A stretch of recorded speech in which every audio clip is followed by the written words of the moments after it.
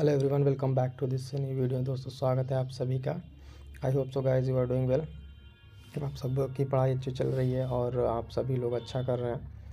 दोस्तों, आज हम लोग बात करने वाले हैं डे 5 आज हम लोग का, ठीक है, आंसर राइटिंग का, जिसमें हम लोग डेली क्या करते हैं कि क्वेश्चन लेते हैं यूपीपीसीएस मेंस के पर्सपेक्टिव और एकदम बेसिक से उस क्वेश्चन को समझते हैं। ये सभी उन दोस्तों के लिए जो अभी तक एक भी उत्तर नहीं लिखा है, लिखना स्टार्ट कर दीजिए। बिना इसके फाइनल सिलेक्शन नहीं होने वाले, हम बार बार कहते हैं।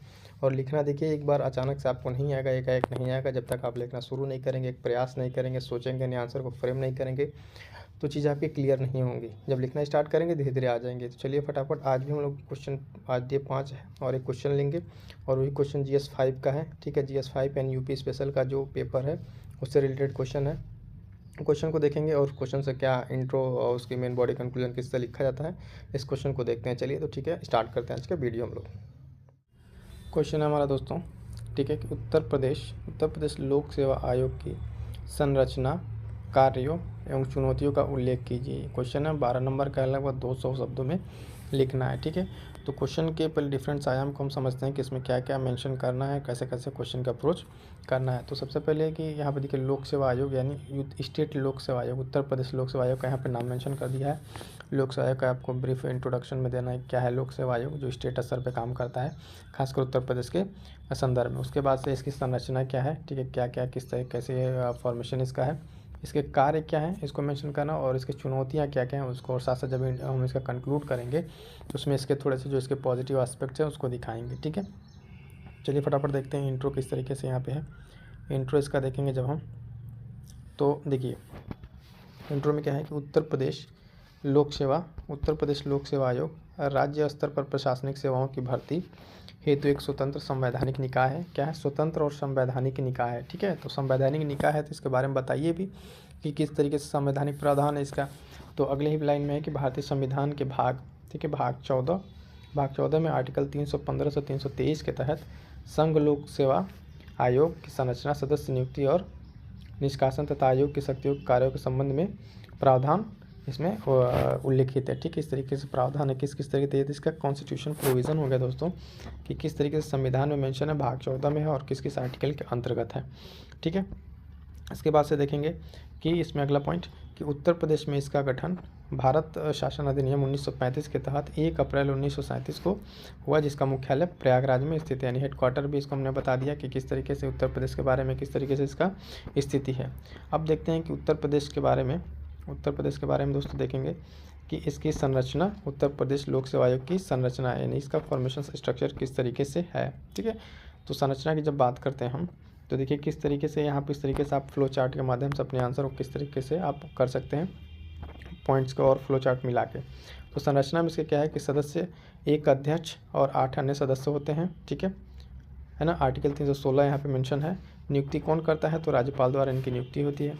कार्यकाल क्या है, तो 6 वर्ष या 62 वर्ष, जो भी इसमें से पहले हो, ठीक है। निष्कासन तो राष्ट्रपति द्वारा होता है इसका निष्कासन, और आर्टिकल 317, ठीक है। इसके बाद से देखेंगे संख्या व सेवा शर्तें राज्यपाल के विवेक पर निर्भर है, ठीक है। राज्यपाल किस तरीके से इसमें थोड़ा सा बदलाव कर सकते हैं, और बाकी ये हो क्या इसका संरचना के बारे में। फिर आगे देखते हैं दोस्तों, लोक सेवा का जो लोक सेवा आयोग है इसके कार्य क्या क्या हैं, ठीक है। प्रदेश लोक सेवा आयोग के कार्य आर्टिकल 320, ठीक है, आर्टिकल 320 से मेंशन, और इसमें जो कार्य हैं इस कार्य को देखिए फिर से यहाँ पे एक फ्लो चार्ट के माध्यम से दिखाया गया, आपको देख सकते हैं। ये कार्य हैं, क्या क्या कार्य करता है लोक सेवा आयोग, तो पदों पर स्थानांतरण एवं प्रोन्नति, कैसे कैसे जो भी पद हैं उसको उस पर जो करना रहता है, बाकी चीज़ें, ठीक है। कार्मिक प्रबंधन से संबंधित अन्य मामले, प्रदेश सरकार को सलाह, ठीक है, अनुशासनात्मक कार्यविधियाँ, राज्य में इसका एक इम्पोर्टेंट काम क्या, राज्य में नियुक्ति हेतु परीक्षा का आयोजन, ठीक है। राज्य सेवा में जो राज्य सेवा स्तर पर जो कार्य होते हैं, है ना, जो नियुक्तियाँ होती हैं उनको लोक सेवा आयोग कराता है। वार्षिक रिपोर्ट राज्यपाल को भेजना, आर्टिकल 323। राज्य सेवा हेतु अर्हता निर्धारित करना, यानी क्या इसकी जो क्या कहते हैं एलिजिबिलिटी है उसको, और वर्तमान में इन्होंने क्या किया है कि OTR सुविधा का इसमें एक नया ऐड किया। तो ये देखिए किस तरीके से आंसर स्ट्रक्चर स्टैटिक पार्ट होते हुए भी यहाँ पे इन्होंने जो मेंशन किया है पॉइंट, ये एक तरीके से एकदम न्यू पॉइंट है, करंट अपडेटेड पॉइंट है, ठीक है, कि वर्तमान में OTR सुविधा का भी यहाँ पे इन्होंने विकल्प दिया है, तो भी इनके एक अच्छे कार्य में शुमार होता है, ठीक है। तो ये चीज़ आपकी एक ही पॉइंट आपके आंसर की गुणवत्ता को इसमें बढ़ा देगा, अब देखते हैं आयोग के सामने चुनौतियाँ क्या क्या हैं। आयोग के सामने वर्तमान में जो चुनौतियाँ उसको मेंशन कर सकते हैं। तो चुनौतियाँ क्या हैं, पहले तो सीमित स्वायत्ता बनाए रखना, ठीक है, राजनीतिक हस्तक्षेप से इनको बचाना, पारदर्शिता की कमी है अभी, इस तरीके से चुनौतियाँ आती हैं इसके सामने।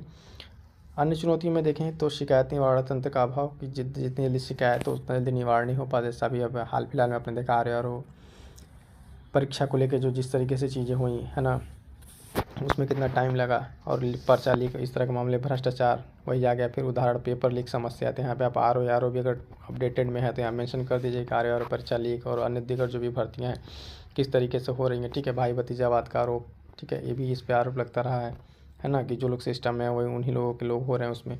तो अपर्याप्त संसाधन, ठीक है, उदाहरण बड़ी संख्या में आवेदन प्रबंधन में समस्या, तो ये सब चीज़ समस्याएं हैं, ठीक है। लाल फीताशाही भी एक इसमें पॉइंट ऐड कर सकते हैं। अपर्याप्त वैज्ञानिक तकनीकी और नवाचार में कमी, ठीक है, उदाहरण के पुराने नियम समय के साथ अपडेट नहीं कर रहे हैं। हालांकि OTR आया भी है और बाकी चीज़ों को अपडेट करने की कोशिश की जा रही है। अब उपाय क्या क्या हो सकते हैं दोस्तों, उपाय के बारे में जब हम बात करेंगे तो उपाय देख लीजिए, इसके उपाय भी तो देने हैं। तो उपाय में कुछ पॉइंट ऐसे हैं कि राजस्थान लोक सेवा आयोग के नवाचार को अपनाना, कि राजस्थान हाल फिलहाल में जो राजस्थान लोक सेवा आयोग ने जिस तरीके से नवाचार को अपनाया है उस पैटर्न पे इनको कुछ फॉलो कर लें तो बेहतर हो सकता है। पारदर्शिता और निष्पक्षता को बनाए रखना, उदाहरण जैसे कि उदाहरण स्वरूप एग्जाम्पल कैसे यहाँ पे किस तरीके से कंप्यूटर आधारित परीक्षणों को अपनाना, कुशल प्रौद्योगिकी का उपयोग, नए नवाचार का उपयोग, मजबूत चयन मानदंड सुनिश्चित करें, ठीक है। उसके साथ साथ पेपर लीक के लिए क्या क्या इसमें किस तरीके से इनको प्रावधान करना चाहिए।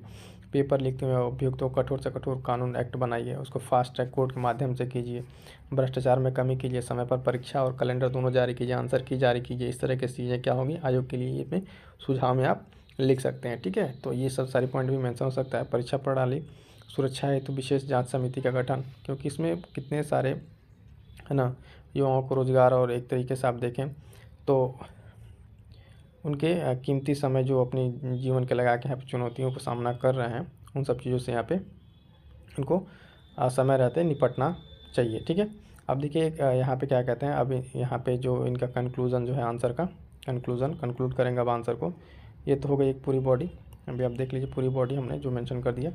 क्वेश्चन के अकॉर्डिंग क्या कहते हैं, इसमें क्वेश्चन में था कि वही आयोग की संरचना, कार्य और चुनौतियाँ, तो इंट्रो कर दिया, ठीक है, संरचना हो गया ये, उसके बाद से कार्य के बाद से चुनौतियाँ, है ना, उपाय भी बता दिए, सजेशन। अब यहाँ पे कंक्लूड करना है आंसर को, ठीक है। कंक्लूड करते समय क्या क्या कंक्लूजन में है कि तमाम चुनौतियों के बावजूद आयोग के प्रयासों को नकारा नहीं जा सकता।